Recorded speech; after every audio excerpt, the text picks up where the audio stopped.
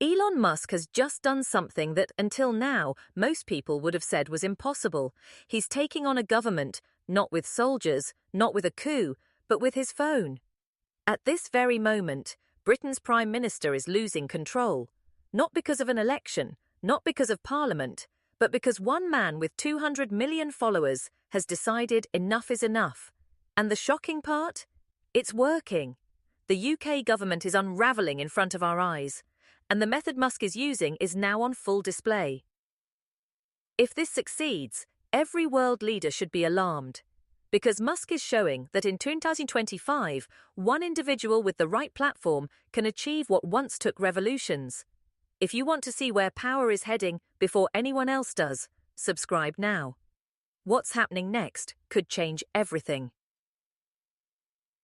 Here's the story. July 29, 2024, Southport, England. 3 children were murdered during a Taylor Swift-themed dance class. BB King, just 6 years old, Elsie Stanhope, 7, Alistista Silva Aguiar, 9. The nation grieved.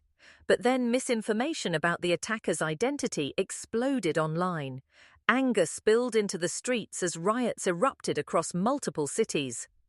The government's response? Mass arrests. But not only of rioters, they started targeting people for sharing posts online. In just a few weeks, over 400 arrests were made, about 30 people every single day, for social media activity. This is where things turned truly disturbing. Bernice Borth, 55, from Cheshire, had her home raided at dawn. Her crime? Sharing a post that was already circulating online. No threats, no calls for violence, just resharing. She's now facing prison time. Peter Lynch, a 61-year-old grandfather, attended a protest. He didn't attack anyone, he didn't damage property, yet he was arrested, denied bail, and sent to jail. 8 weeks later, he was found dead in his cell. He had taken his own life. Meanwhile, real criminals were getting lighter sentences. A convicted child abuser received 18 months. A man who posted just 8 words on Facebook, "Don't come to Southport," got 20 months in prison. Think about that. That's when Elon Musk saw his opening. He didn't file a lawsuit. He didn't lobby behind closed doors. He used his platform like a weapon. He called the UK Soviet Britain, a police state arresting citizens for opinions while ignoring actual crimes. The British government thought they could brush him off. That was a huge mistake. When you control the world's largest digital megaphone, you can drag any story into the global spotlight. Musk did exactly that. He posted every arrest, every harsh sentence, every government statement to hundreds of millions of people. Suddenly, Britain's justice system was under worldwide scrutiny. And it looked bad. Officials panicked. They accused Musk of lying. Police even discussed extraditing him over his posts. Yes, they wanted to arrest the world's richest man for criticizing their government online. The irony wasn't lost on anyone. Then Musk went even further. He brought up something Britain had tried to bury for decades. Between 1997 and 2013, organised grooming gangs abused at least 1,400 children in Rotherham alone. Experts estimate there may be 100,000 victims nationwide across multiple towns: Rotherham, Rodale, Telford, Newcastle, Oxford, Derby. Children as young as 11 were raped, trafficked, and threatened. Some were doused in petrol and told they'd be burned alive if they spoke out. Others were forced to watch younger children being assaulted. Many were given drugs and alcohol before being passed between groups of men.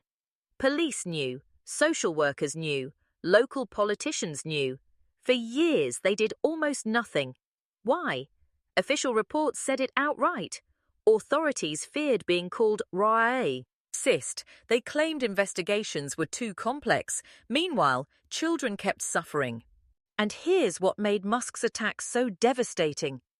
Britain's current Prime Minister, Keir Starmer, was Director of Public Prosecutions from 2008 to 2013. He ran the Crown Prosecution Service during the worst years of these scandals. Under his leadership, prosecutors dismissed victims as unreliable witnesses. They claimed juries wouldn't convict. They said cases were too difficult to prove, so they dropped them. A 2008 internal memo revealed whistleblowers warning about the exploitation but advising against action that might look discriminatory. Years later, when prosecutions finally happened, victims were shown to have been telling the truth all along. The system had simply chosen not to believe them. Musk connected all the dots. Starmer was complicit in Britain's biggest mass crime. He chose political convenience over protecting abused children. That post went viral worldwide. International media couldn't ignore it. Suddenly, long-buried questions were being asked in Parliament, on television, and across the press. But Musk didn't stop at criticism.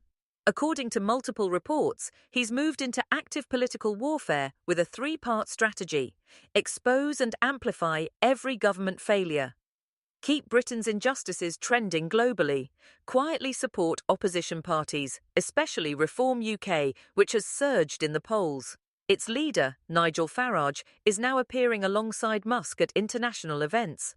Use his influence with Donald Trump to pressure Britain economically and diplomatically until there's political change. This may sound impossible until you remember what Musk controls. He's likely Trump's closest advisor, with direct access to the incoming US administration. He owns Starlink, a critical satellite system governments depend on. His posts move markets worth billions. When he picks a side, geopolitics can shift. In December 2024, Musk crossed a constitutional line. He publicly suggested King Charles should dissolve Parliament and call snap elections. This hasn't happened against a government's will since 1834. It would trigger a constitutional crisis. Musk wrote, "Sometimes democracy needs a reset. When governments jail citizens for tweets while protecting grooming gangs, normal politics has failed." That post went instantly viral. #dissolve Parliament trended worldwide. Suddenly, everyday Britons were discussing constitutional mechanisms most had never heard of. Pressure mounted. Reform UK surged. Starmer's approval ratings crashed to historic lows. Even Labour MPs began privately questioning whether their party had gone too far with arrests and censorship. The government tried to fight back. They called Musk a foreign agent, a racist, a megalomaniac. None of it stuck. Every time they attacked, Musk replied with hard evidence: court documents, official statistics, case files. They couldn't disprove him because the facts were real. This isn't just about British politics anymore. It's a test case for power in the digital age. Can governments control information when billionaires own the platforms? Can national sovereignty survive global digital pressure? Can a state silence its citizens when the world is watching? Leaders from Berlin to Brussels to Washington are watching nervously. If Musk can destabilize a G7 government, who's next? We're witnessing something new in human history: a private citizen with a social media platform challenging a sovereign government and winning. Old power structures like state media, official narratives, and controlled information are collapsing when one post can reach 200 million people instantly. When evidence spreads faster than spin, governments can no longer bury their failures. As 2025 deepens, the crisis intensifies. Every week brings new revelations. Every poll shows starting mere weaker. The government looks increasingly cornered. This fight is no longer just Elon Musk versus Keir Starmer.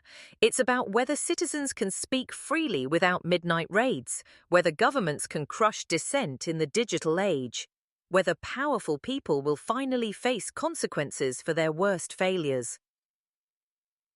On one side is a prime minister whose system failed abused children and now jails citizens for social media posts.